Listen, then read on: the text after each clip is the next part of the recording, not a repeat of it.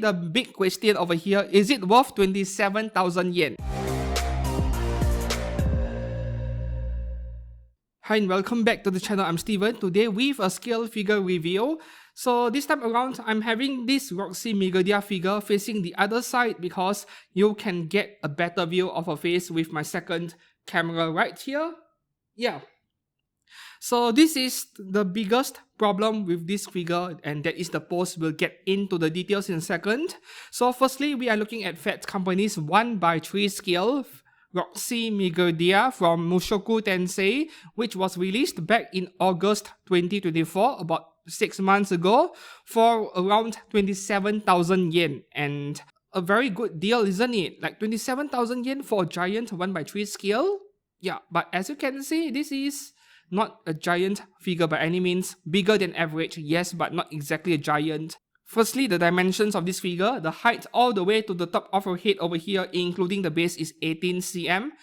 Side to side, the length is 28 cm. So she will fit in just fine with most, if not all, display shelves. Now the question over here is that, is this dimension really 1:3? The answer is no, because Phat Company did issue a statement a few months after this figure went on pre-order saying that there was an error and apologizing for it, saying that the new scale is 1:4. But I assume that the box has been printed since then, so the box is still saying 1:3 even though it isn't. So I am going to assume the 27,000 yen price tag before taxes or shipping is for a 1:4 scale figure rather than for a 1:3 scale. Is it justified or not? Is it overpriced or reasonable? We will get to that in a second, but I will give you guys two different perspectives on saying why it is reasonable and also why it is overpriced at the same time. Firstly, the unboxing, very straightforward. The box quality was really trashy for 27,000 yen. Yeah, I had low-cost figures from China which came in way better packaging. So Phat Company, please do something about it. I know that this isn't a fragile figure, very unlikely to break during shipping, but this is still a pretty shitty box to come with an expensive scale figure. Assembly is straightforward. You need to remove her head to put on her necklace, and that is about it. You just place the figure directly onto the base, no connections of any kind, and I have heard feedback from some owners of this figure saying that yeah, her hands and her knees are not aligning properly with the prints on the base over here. So is it a QC issue? It certainly is, but it does not affect my copy of this figure over here. It fits nicely on the base.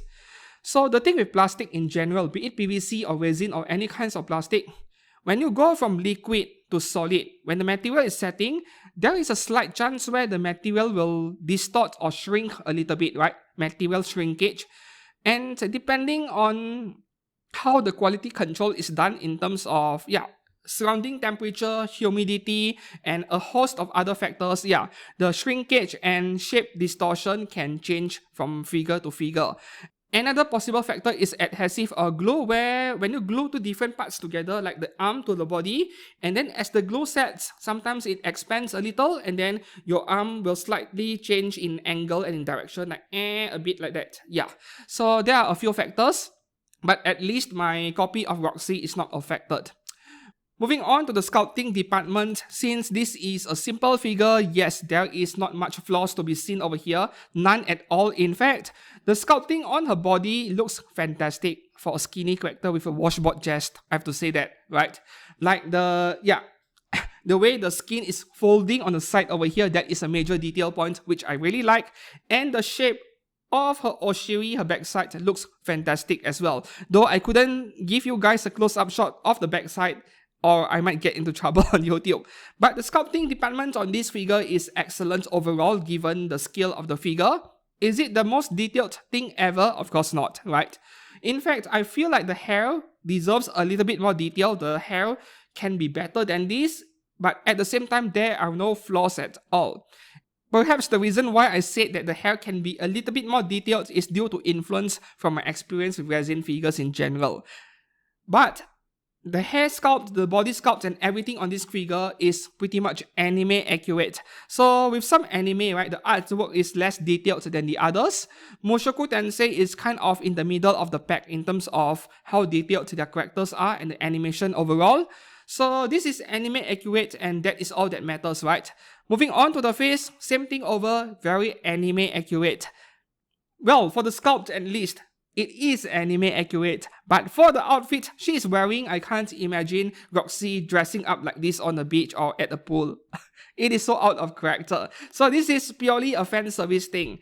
And when it comes to the face, this is why I decided to raise this figure up on my desk over here and have my second camera film this figure from a different angle, from a lower angle, because this Roxy figure is looking downwards, right? So ideally, you need to display her on a higher shelf, otherwise you won't be able to enjoy looking at her face.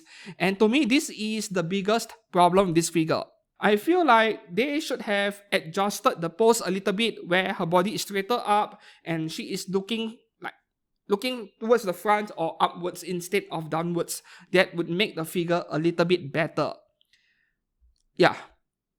So sculpt overall for a 1:4 scale, this is a 6.5 or 7 out of 10. I know that doesn't sound very high, but this is a simple figure. While the score is not very high, at the same time, there are no problems at all in the QC department. The same thing can be said for the paintwork. Each time I complained about Phat Company, it was always the paintwork, not the sculpt. Never had problems with the sculpting. Fortunately, no problems on this figure. Clean paintwork all over with some shading on her hair and on her body. No paint bleeding, no scratches, no transfer of any kind. So in terms of QC on this figure, it is good. And the last part of this figure, the base, yes, the base I did comment during my unboxing process, it felt a little bit cheap, right? Maybe because I was expecting the base to feel a little bit heavier, a little bit more weight. But at the same time, this is not a heavy figure and it is not even plugged into the base. So there's no reason for them to spend extra money making the base more luxurious or heavier in a way. Yeah, right? Cost cutting to maximize profit. Finally, the big question over here, is it worth 27,000 yen? Okay, so I am going to compare this to Free Ink's 1:4 scale bunny figures. The most direct comparison, where Free Ink stuff are a lot more overpriced in comparison, right? So their newer bunny figures, their first time releasing one, 36,000 yen and up. Union Creative has this bikini, Momobilia de Veluque and Yami as well. Just bikini, not too different from this Roxy figure. 35,000 yen, I think. Yes. So when you look at these examples and compare it to this Roxy may seem like a steal in comparison. It may seem too cheap, right? But at the same time, this is a figure so plain and not much else going on in the detail department, not many parts as well, where 27,000 yen can feel pretty overpriced because it doesn't feel like it cost Phat Company much to manufacture this figure, right? Let's bring in Pop-Up Red XL, which is somewhat 1:4 scale at 25,000 yen, and we get a more balanced comparison over here, where Pop-Up Red XL is all about size, but detail is lacking.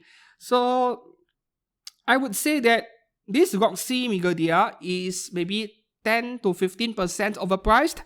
Ideally, I would like to see this figure being priced at 24,000 yen, not 27,000 yen. Though I'm just being bitchy about this small difference over here, I guess. However, the good news is that personally, I can see this figure bargain binning. It can happen. Maybe it is already happening, I'm not sure. I did not check the prices over at Ami sale section or Mandarake, I did not check. But there is a possibility where prices will fall over time. And if you want your own personal giant lolly because you love them just like I do, then perhaps wait for the price to come down before buying one. I wouldn't tell you not to buy it because there really is not much wrong with the figure at all, right? Other than Phat Company being wrong about the scale. My conclusion for this review today of this Roxy figure, the biggest problem with this figure has nothing to do with the figure itself. It is just the price point. So as long as the price point is just right, given what you're getting over here, I have no problems recommending this figure at all. Yeah. Will I keep this figure? For now, yes, because I love my lollies. And I need to post more pictures of this figure on Twitter and X and make some people angry. Until then, if you found this review helpful or informative, please give this video a like and subscribe to this channel for more content like this every week. Until then, I'll see you guys again very soon. Thanks a lot for watching. Please do join my Discord server and check out my Patreon, links in the descriptions below. Until then, I'll see you guys again soon. Goodbye.